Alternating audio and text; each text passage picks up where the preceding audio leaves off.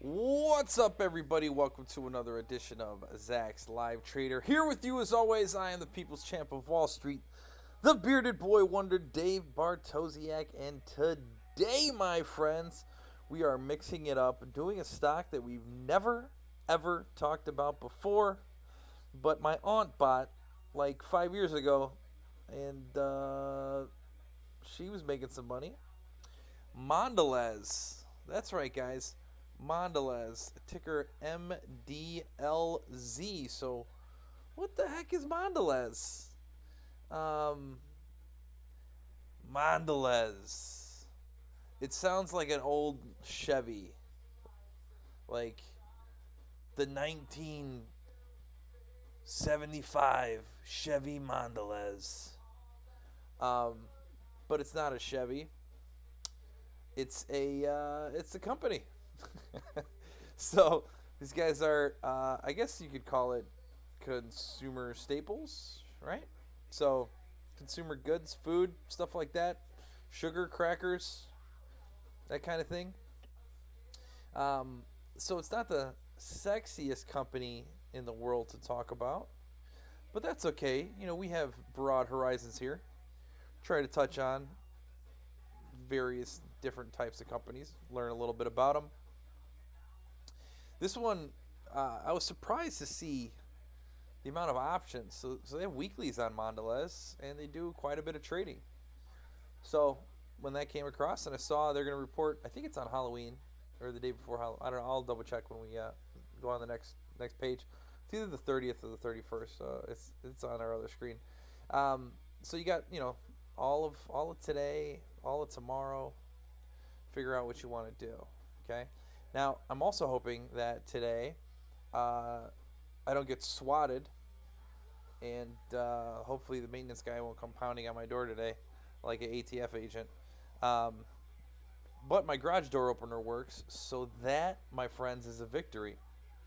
Um, all right, why don't we start digging in here on Mondelez? Let's kick this off like we always do. Take a look at the price consensus and EPS surprise chart on Zacks.com. Black line corresponds to the right y-axis, which is price.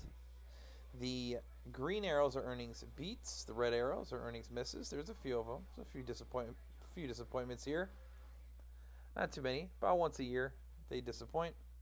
Then you have the multicolored lines that represent the evolution of our Zacks consensus estimates over time, and these correspond with the left y-axis. So, of course, you would expect sort of a lower beta sort of play from something like this. It's not going to bounce around all over the place like a crazy person.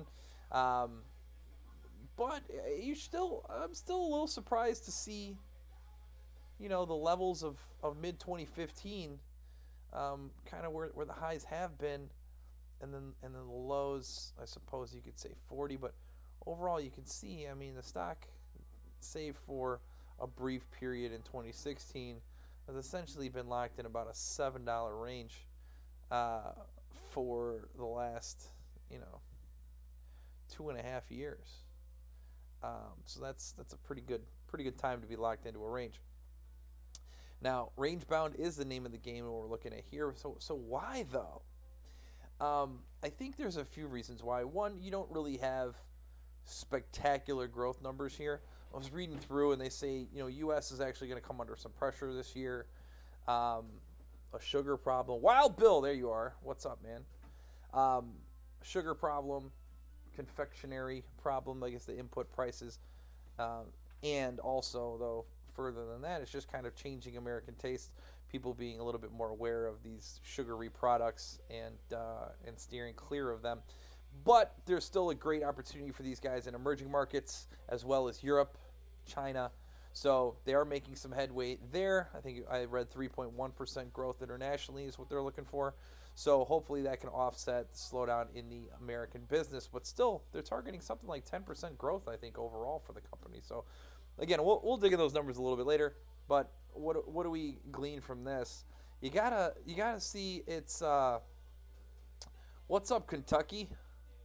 Mike Williams, how you doing? All right. So I think there's a clear separation in these estimates for me, where you got these sort of lulls and these estimates coming down and the promise of growth, but essentially it comes down. And then you have sort of a new world where they've been increasing to the upside. Of course, 2016 is in the books. 2017 never really came down like these 2015 numbers did. And then 2018 has started to tail off a little bit, but still growth. So you've got growth in these EPS estimates while the stock's staying a little bit range bound. Okay, so that's what's going on right now. So I would expect a range bound stock to not have growth. So it's surprising to me to see this growth year over year and the stock's still chopping about range bound. So we're going to have to scratch a little bit deeper, see what we got going on here. Right now they are Zach's rank number 3 hold. I mean, that's right in line with that range bound thesis. Industry rank top 42%, you know, so middle of the pack, all middle of the pack stuff. All right, so they're after the bell on Monday. So you got tree days, 2.5 tree days to figure out what you want to do. And you got all weekend, of course. But in terms of trading days, rest of the day today, tomorrow, and then Monday. Here's where this lack of growth is. And you know what? I got to pull up this report for the 10% and see what the heck they were talking about. I think, was that out to 2020? I don't know. We'll figure it out when we look at some of these numbers. But current quarter, 1.15% growth for the current quarter. Next quarter looks like 3%, and this is sales, right? Current year down 51 bips. Next year, 1.88. So just a little bit of growth on the sales side. That's where it was, guys. It was the EPS side that I got that 10% number. So if you look at the current quarter, just 3.37. But look at next quarter. Lots of promise in next quarter. 22% hike in year-over-year growth here for Mondelez. That's a good thing, okay? Remember, guys, it's never about the right? It's rarely about the current quarter. I mean, I don't want to say never, but you guys have seen enough of these. How many times do we have a beat and raise or a beat and then look to next quarter is not so good, and then everything comes crumbling down. So that's good to me. That's a bullish sign to me that next quarter they got some growth. Current year number 9.12% growth. Next year 10.82. So getting a little bit more efficient and effective, perhaps a little bit of financial engineering, whatever the case might be. They're growing EPS. So should the stock be trading, we're here at what, 42? You're talking 2015 levels based on those growth numbers, right? Not really doing it justice. Now let's see what analysts have done. Over the course of the last 60 days, you have 5 analysts increasing their numbers for the current quarter, 2 for next quarter, 3 for the current year, and 2 for next year. However, on the flip side, again, this quarter, maybe they beat, that's fine, but next quarter, now you got some argument. You got 2 people to the downside. Current year, you got 5 people to the downside versus 3. Next year, also 5 versus 2. So kind of a bullish tilt here and then a bearish tilt here, which is strange. But we have to look at how bearish was it really. And when you start to look at the numbers, that's when you realize these guys were likely just massaging these numbers, a penny here, penny there. Because our trend here for the current quarter, 55 cents down to 54 cents, 58 down to 57. Current year, 211 to 212. Next year, 235s across the board. So there hasn't been dramatic changes in these estimates. That's why it's a Zach's rank number 3 hold right now. If the changes were more dramatic to the downside, it would be a 4 or 5. If they were better to the upside, it'd be a 1 or a 2. So that's why it's in the middle of the road here. And then look at the recent surprises. You got last quarter 4.35. The quarter before 6%. Quarter before that 2% miss, and then a 9% beat. I'm interested to see what happens over here with this 9% beat by my friend over here. We're going to check in with that in a little bit. Okay, so let's see. Let's do this. Let's start to dig into some of these revenue numbers so I can go a little bit further back. Rough 08. Oof, rough. But they fought back. Now here's something to notice, guys. Look at this. Forget the growth numbers, right? I mean, not a lot of growth happening, okay? Just look at the actual number. In '08, 313 million for the quarter. For the year rather. Sorry, for the year. Oh, wait, sorry guys. You don't want to hear about Sonus networks, do you? Man, you know, sometimes I was like, that's an awful low number. I was like, there's no way that this number is that low. This is a big company. Okay, now we're good. See? See, they try to get me, but you're not going to get me today. I'm just going to let this data roll up here for us. Okay, so now this looks better. But I'm still going to make the same point. In '08, these guys made $40 billion. That's more like it, right? And then you see the growth numbers, a real bad 2012, and a bad 2015, and a bad 2016, guys. They've had some rough stuff going on in this company. But note the $40 billion in '08, $49 billion in 2011. Yeah, we're talking 25. So in the last 6 years, sales have been cut in half, virtually, right? This is sales. This is revenue. This isn't EPS. So now this answers our question. Forget about the EPS side. What is going on with this business? And you see in 2015, negative 13% growth. And almost 30 million, 29.6 billion, 29.6 billion in revenue. 2015, and now we're at 25 this year. So still a contraction. Markets don't like that, right? I hate to be Captain Obvious over here. Markets don't like that.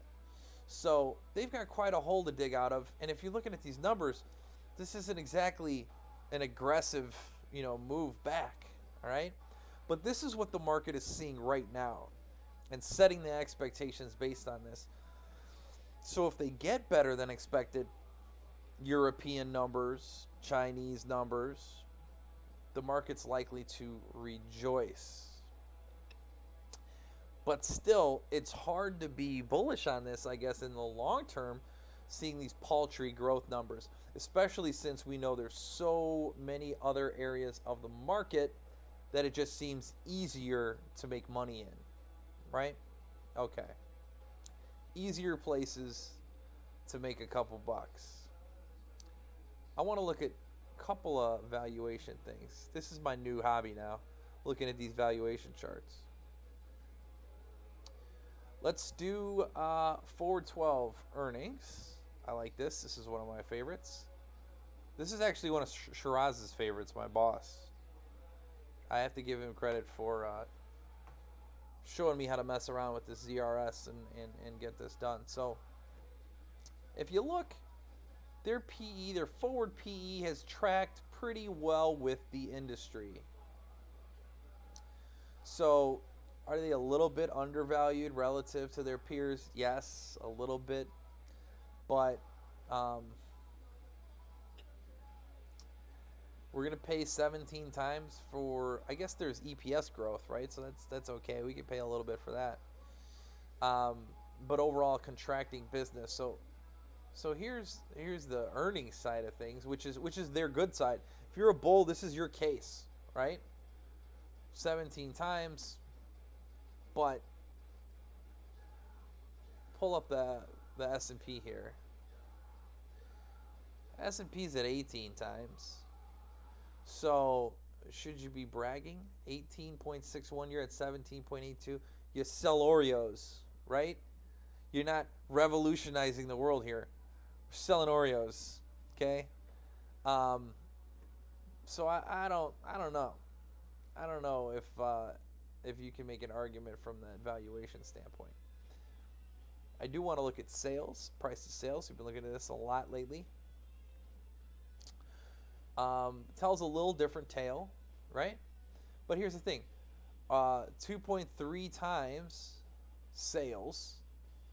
The S&P's at 3.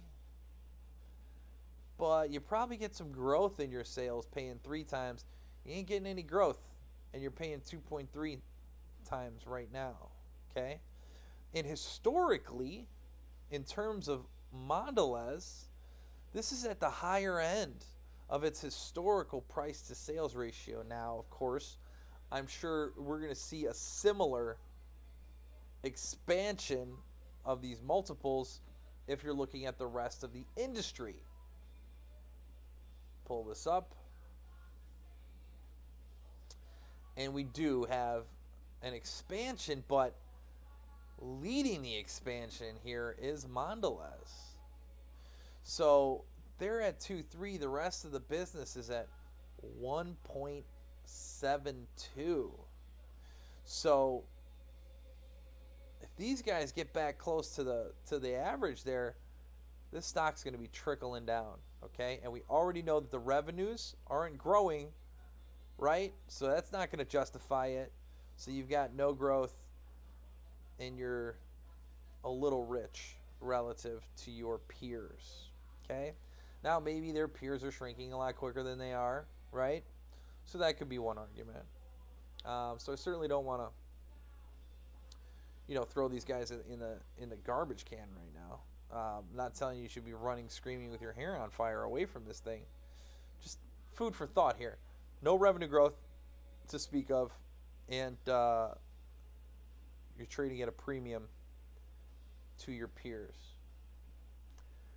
Estimates, consolidated surprise. Let's see how this thing has moved on earnings before. Give you some what you can expect, and you should expect nothing, right? I mean, this is pretty boring. Just a couple percent. Last time it had a significant move was December of 2015. Back in that quarter, he had a big jump, and then maybe a couple fours. Here's an 8 back in the day. So it's been a long time since he had a significant move here in Mondelez. Okay, all right. So there's that. Let's take a look at bar chart now. See what's going on in this options market. Actually, before I go to the options market, I'm getting ahead of myself here. Back to the chart. We're not going to learn anything here that we didn't already know by looking at that price consensus and EPS surprise chart. $40 has been a floor. A lot of volume's gone out in this 45 range. I think this was a stop grabber, a rope-a-dope. I think that's what this was. This was a trap for the bulls. They trapped them in and they thumped them down. Here's your death cross, which I always take with a grain of salt, but there it is. 50 coming under the 200 day. 200 providing plenty of resistance up there. And even now the 50 day is providing resistance to the upside where the stock is currently trading. 40 is your first stair. You got that nasty February dip down to 36, right? I think that it's going to take a special kind of market to push this thing down to 36. Not the kind of special that you want either. So here's one thing though, feather in the bull's cap. You are near the bottom end of this trading range, which has been once, twice, 3 times a lady, maybe 4. Maybe you can count this as 1. I don't know. What do you think? Sleepy. This guy doesn't know. He's like, man, I don't know. It almost looks like a meme, doesn't it? Isn't there a meme like that? You fill in the eye? I don't know. Obviously, I'm no artiste. All right, so let's get back to the options chain here. Side-by-side view. We're just going to look out to November the 3rd because they're going to be reporting next week, so it doesn't make sense to look at the options that are going to expire on Friday. 41.15. We're going to call this 41. They did not. Come on. You know how I know bar chart didn't update? That's way too cheap. Come on. Come on. There we go. Those are different numbers. Certainly different numbers. So they're probably not expecting too much of a move out of this. 89 by 95. We're going to call that 92. They had the money put. 59 by 67. We're going to call that 63. So we're looking for $1.50 out of this bad boy divided by that 41. Talking about 3.78 snooze fest for Mondelez. Snoozer. Okay, guys. This is what I think is going to be an idea for these guys. Okay, we ready? And I was going through my GBU today. I'm going to record that in about 40 minutes after we're done with this. I'll post that. You'll see that a lot of our victories have been out of the money put spreads that we sold, okay? And out of money call spreads that we've also sold.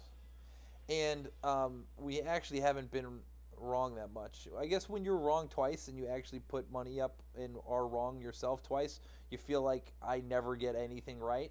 But then when you actually look at the numbers, you see that actually there have been quite a few of them that have been right. So we're going to go over that in the GBU. But that's really where the victories have been coming.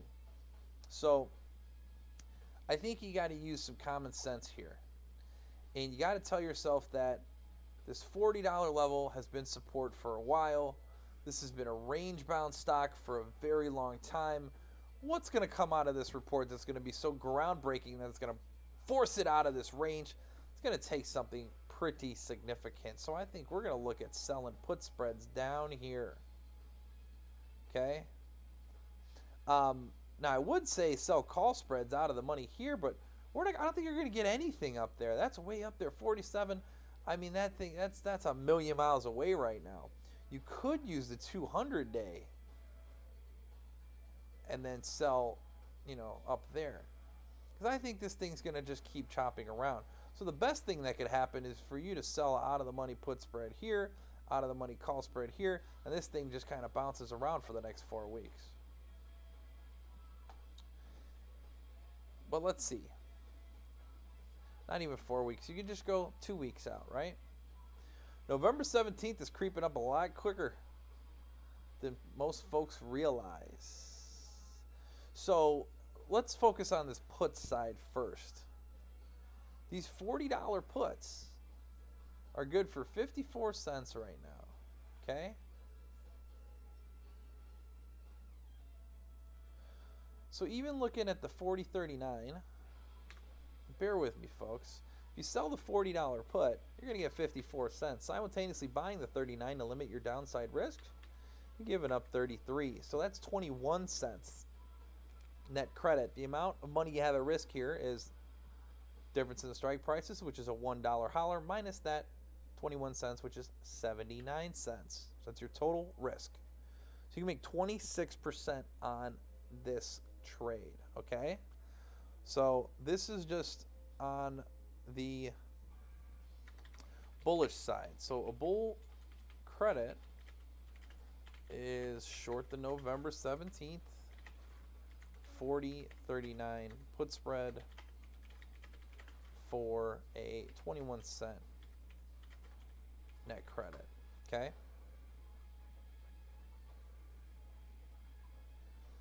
Now, I'd like to use that 200-day. Let's see exactly where she's at. She's at 43.66. 43.66.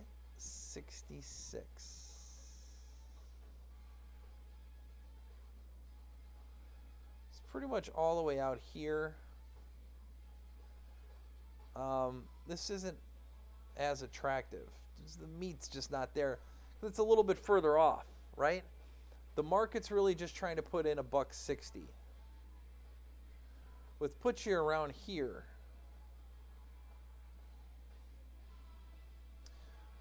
So if you like, with the comfort of the 200-day, you can pinch in a little bit. But even this is going to be a 16 net credit on that end, right? The idea is there, but the money's just not there, okay? The thought's there, The logic's there. The bearish case is there, but the options chain's just not going to give it to us right now. Okay, so it would be tough for me to tell you guys to look at something like that. All right.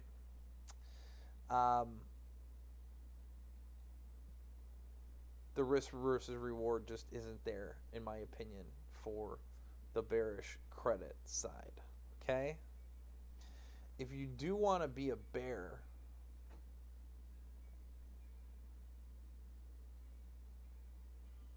you really got to beware of this $40 level. I think that could hold. So if you want to be a bear, doing a 41.40 debit might be an idea, or the 41.50 40.50, or the 41.50 40. So for the guys who really want to have a bearish bias on this, I think this is a better risk versus reward if you truly are bearish on the stock. So 41.50 is going to cost you 111. If you sell the 40 put, you can get back 54 of those cents. So that's a 57-cent net outlay there, okay? Difference in the strike prices is 150 minus that 57 means you can make 93 on 57 or 160%. And all you need is Mondelez to close at or below 40 at expiration. Again, if you're a big believer in the bear case, I think this is the best way for those bears to really make money, okay?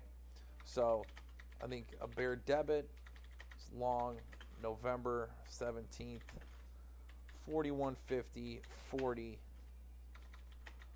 put spread for 57-cent net debit. That should give you some pretty good bang for your buck. Stock doesn't need to move that much, just needs to kind of get down to there and be stuck, okay? Now as far as I'm concerned though,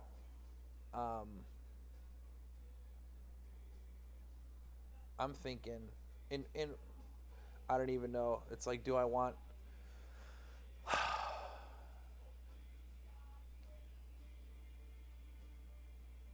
what's the worst case here now? Let's look. If we put, I know Wild Bill is jumping up and down screaming butterfly right now, right?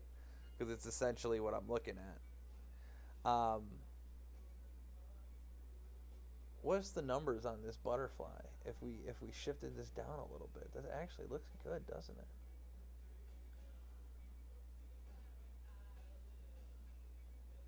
I'm totaling up the numbers in my head before I talk about it. Look at this one, guys. Consider this, okay?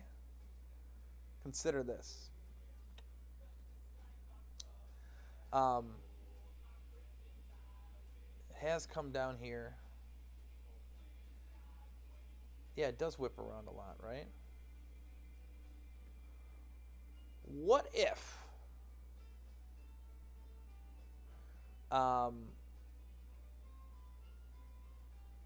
well, I guess we could have 36 cents at risk. What if 36 cents was the most money that we had at risk? And then our upside potential was what? 150? That'd be a nice bang for our buck too, right? And then if that went down 79, that's not a bad idea. Here's another idea, guys. You do both, right? So you buy a 41.50, you sell 2 of the 40s, and you buy a 39. I know Bill's going to like it. I need to find a way to be more, I don't know, to show this graphically easier to everybody before I talk about these things. And I think I've talked to you guys about this before in the past, where I just try to, we got a lot of new people here, of course. I know I keep saying that, but it's true. And I don't want to overcomplicate things. But let's just walk through this, guys. If you did both, right? If you did both. So you buy a 41.50 put, right? You sell 2 of the 40s. and then you buy the 39. Okay? Right? So now if the stock trades over that 41.50 level, you're going to keep the 21 cents, you're going to lose the 57 cents. So your loss is 36 cents, right?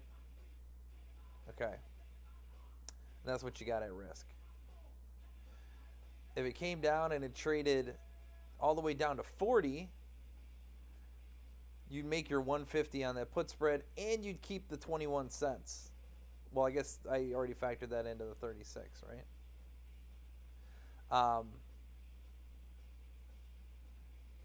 So I don't know if you want to mess around with that. Because that gives it kind of an overall bearish kind of bias, though, to it, too, right? I think I like, this is the thing, guys. I'm just comfortable with the stock down at 40. I think just selling the bull credit, maybe it's too conservative. Maybe you don't like the risk versus reward. But we've been winning on things like this over the last few weeks. And there's a couple of things that are giving us an edge on this bull credit. And that is the $40 there, the fact that we're in a range-bound sort of market coming towards the bottom of it, right? We're at the 50-day right now, so it would be easy to trickle above it. Probably be tougher to get over this 200-day. You have rejection of the 200-day twice already. So I'm not, very bullish on this. Otherwise, I'd say, okay, if we're bullish, then we're, going to go long here with a target up here. But I don't really have that. It's kind of like I could see this thing not really doing much, kind of stalling out here. But overall, what's going to be the main motivation to slap this thing under that $40 level? And I don't know that that's going to be here. So I think that's a safe way to mess around with this stock. So that's going to end up being my trade that pays, I think. Okay? Trade that pays is bull credit. All right? Yes, there are lottos on this one for sure. This is actually the perfect sort of lotto scenario because the stock is so daggone cheap. And there's very little in the way of implied volatility in these things. Look at it, 33%. That's not too much implied vol there. So your lottos are twofold. You could say a break of 40 on one side of the lotto, or you're hoping it gets back to this 200-day on the other side of the lotto. So you could look at 4250s, 4250 calls, I think, depending on how much they are. 4250 call for 33 cents. That's probably where it's at on the bullish side. And then the 40s are where it's at on the bearish side. I think the lotto bias is probably on the bullish side. So I'm going to say the lotto is the November 3rd 4250 call for 33 cents or 35 cents or whatever, right? That makes sense to me. There's just a lot of technical aspects of this chart that are supporting this $40 level now. I do know, obviously, the options are the time when these technical levels get broken, but overall, I would bet on range bound. I know a lot of the analysts are betting on range bound. Pretty much every report I said, status quo, range bound, that's what's going to happen. Let's look at this price consensus EPS surprise chart one more time, and you guys can see top end. Although, okay, so it's important to note this range was not there prior to this earnings report. So it gets there, makes that level, okay? Next earnings report is as the stocks near the top end of that range, they beat, wasn't enough to break the top end of the range. So then they have a miss here at lows, and the market rallies off of that. Then it starts to get into a range.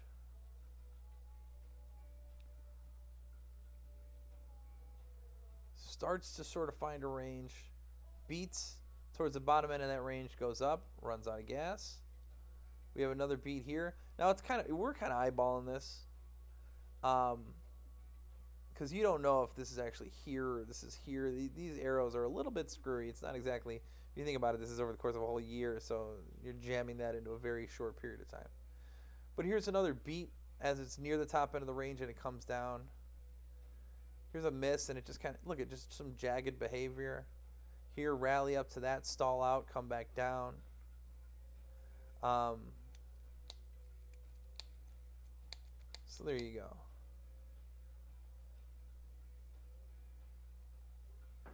So with the stock at the bottom end of the range, my bias is towards the upside a little bit, but still range bound. I don't expect anything spectacular. And I think an easy way to make money is selling these puts out of the money down there. Okay? And expect some choppiness out of this guy. A couple of you guys jumped the gun, huh? 40, 50, 41, 50 call spread. I don't think it's a bad idea. I don't think it's a bad idea, Kurt. Especially if you guys put it on a couple of days ago. Did you put it on at the lows? Then it's even better. So, I guess that's all for the game plan for Mondelez. Not the most exciting stock in the world, but, you know, whatever. Some of you guys might be longer-term shareholders of it. Good credit on the bear call? No, there's not, Trevor. That's why I didn't put one on. Not that I could see.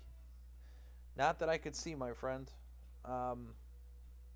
Just depends on how bearish you are. But I was using that 200-day moving average as my resistance level here to the upside. And anything on the north side of that I couldn't find. Okay? So, if you're bearish on it and you really want a credit, it just wasn't there today. So, sometimes, you know, don't force it just because you want there to be a bear credit. Just wait. There's another trade. That's why I do 3 of these a week at least. But there's another one coming, man. Trades are like buses. There's another one in a half hour. D-Boy, Danny Riley used to say that to me all the time. So, all right. I got to do GBU. I got to drink some water first because I'm parched, man. Parched. I got to do GBU, and then I'll send that out to everybody. And then tomorrow, the morning after, guys, we're going to do the morning after alphabet. We're going to talk about the Googs. That's going to be fun. You don't want to miss it. And hopefully I'll have something else intelligent to say while we're in there too. All right? All right, guys. So thank you so much for hanging out with me here today on Zach's Live Trader. Hope you guys all have a fantastic afternoon. I will see you in the chat. And if not, I'll see you tomorrow morning, 9 a.m. Central for Alphabet. All right, guys. Thanks so much. See you then.